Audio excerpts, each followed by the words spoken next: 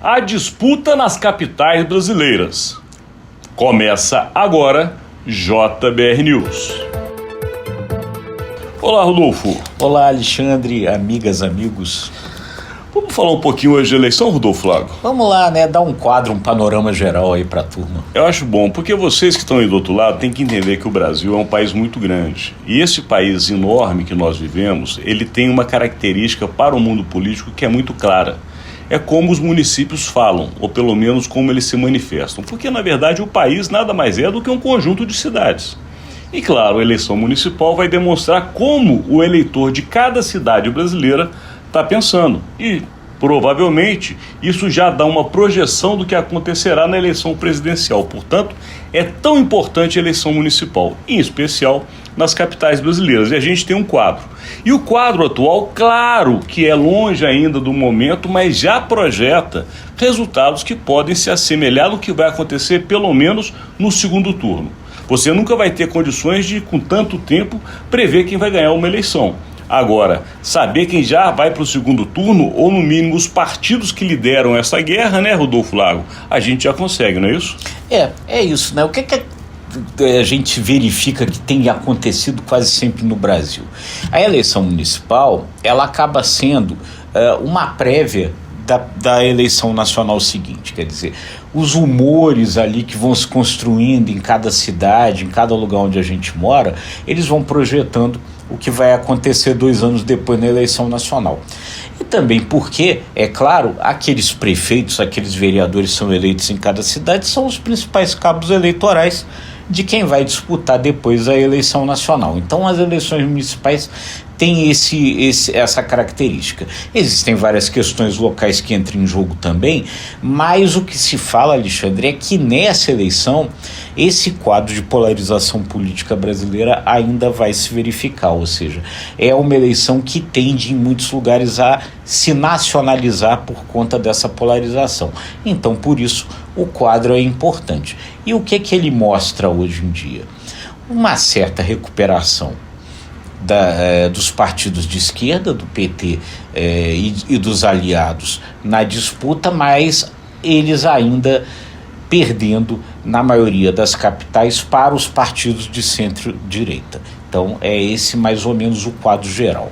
A predominância, né, do que a gente viu, Rodolfo Lago, e você viu bem isso no final de semana, no que você já escreveu, e a gente tem um quadro que a direita os partidos vão se chamar de centro-direita, estão de fato com a predominância no gosto do eleitor. Isso não significa que não possa mudar no decorrer da eleição, mas hoje quem comanda esse processo, em especial, são 2 partidos que, ainda que componham a base do governo petista de Luiz Inácio Lula da Silva, são vistos como partidos de direita.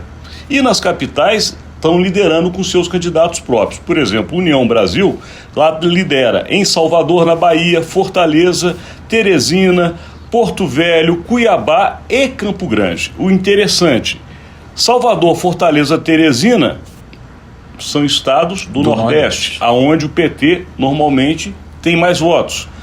Porto Velho, Cuiabá e Campo Grande, você pode colocar Norte e Centro-Oeste, aonde também a direita comanda. Portanto, aqui a gente vê que o quadro está bem dentro do que pensa a população local. Agora o Nordeste chama atenção.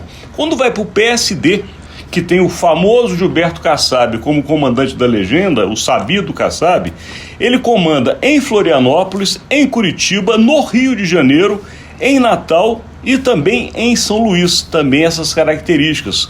Um estado do sul, aliás, 2 capitais do sul do Brasil, o Rio de Janeiro, que é emblemático, e aí nós vamos de novo para o Nordeste. E aí você chega em São Paulo, uma disputa acirradíssima, aonde Boulos, que é o candidato do PT ou da esquerda, está liderando, mas numa briga muito forte com o atual prefeito da capital, que é justamente o Nunes, e que agora vai levar como vice na sua candidatura um nome indicado por Jair Bolsonaro. Aí vai polarizar ainda mais a eleição. Mas como você bem disse, o PT lidera em 2 capitais e é um feito que deve ser visto com muita atenção. Em especial porque Porto Alegre é uma capital que a gente sabe sempre foi hostil ao PT, pelo menos nos últimos anos, e agora lidera a deputada Maria do Rosário. E também Goiânia, não é isso, Rodolfo? É isso aí. Enfim, então esses quadros são interessantes mesmo da gente avaliar. começando ali pelo União Brasil e pelo PSD.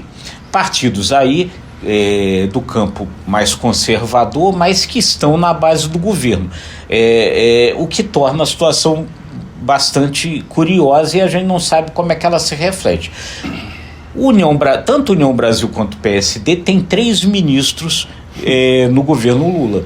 Mas isso não significa que eles sejam partidos claramente dessa base. O PSD tem 3 ministros do governo Lula, mas o presidente do PSD, Gilberto Kassab, é secretário de governo do Tarcísio de Freitas, governador de São Paulo. Então, quer dizer... provável candidato contra Lula nas eleições de 2026. Então, aí você vê que tem aí um pé em cada canoa, muito claramente o PSD. O União Brasil também tem 3 ministérios no governo Lula, mas é um partido que trabalha a candidatura à presidência da República do governador de Goiás, Ronaldo Caiado, né? E vota muito pouco com o governo. A estimativa é de que ele só entrega votos de interesse do governo em 60% dos casos ali no Congresso. Então, quer dizer, é muito difícil você colocar as lideranças nessas capitais na conta do governo, é muito complicado. Ali você tem nomes ali entre os candidatos que estão despontando, que são aliados do governo, caso do prefeito do Rio de Janeiro, Eduardo Paes, e nomes que são claramente de oposição em Curitiba, em Florianópolis, enfim. Então, quer dizer, é uma situação ali que você não pode botar na conta do governo. E no caso da esquerda, eu acho que a gente também precisa ponderar as situações de liderança um pouco no quadro de momento.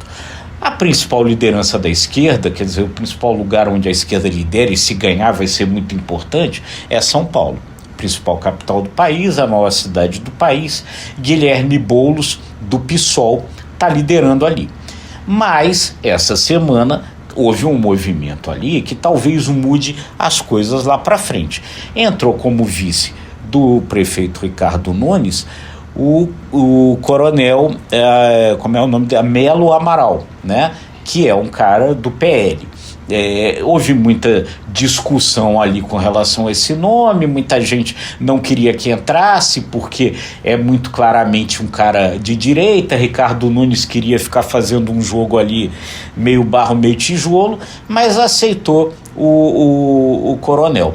O Boulos tem comemorado isso, porque diz que isso vai gerar uma nacionalização da disputa que talvez interesse a ele. Mas tem um fator aí que pode atrapalhar. O Boulos cresceu no momento em que o Fábio Marçal, do PL, entrou na disputa. O Fábio Marçal aparece aí em 3º lugar, tirou votos do Ricardo Nunes. Se oficializou-se a entrada de alguém do PL na chapa do Ricardo Nunes, esses votos devem migrar para o Ricardo Nunes, muito provavelmente. Em Goiânia, está liderando a deputada federal Adriana Corse, do PT. Numa situação de empate, ela lidera, mas em empate técnico com o senador Vanderlan Cardoso, que é do PSD, e com o deputado do PL, Gustavo Gaia. Mas o Gustavo Gaia, essa semana, desistiu da candidatura. Então, ali em Goiânia, há também uma possibilidade de mudança do quadro eleitoral.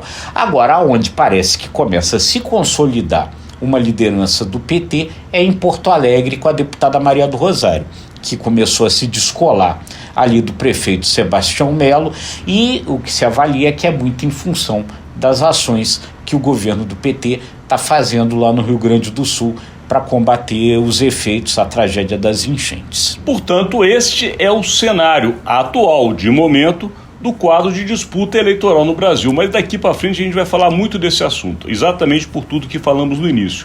Esse é o assunto que vai levar a atenção da política nacional, porque obviamente vai ser o que vai definir provavelmente os sinais para a eleição presidencial de 26. Daqui a gente conclui este conteúdo de hoje, agradecendo a sua audiência. É isso aí, se você gostou, curta, compartilhe, acesse imagemcredibilidade.com, se inscreva nos nossos canais. Obrigado e até amanhã.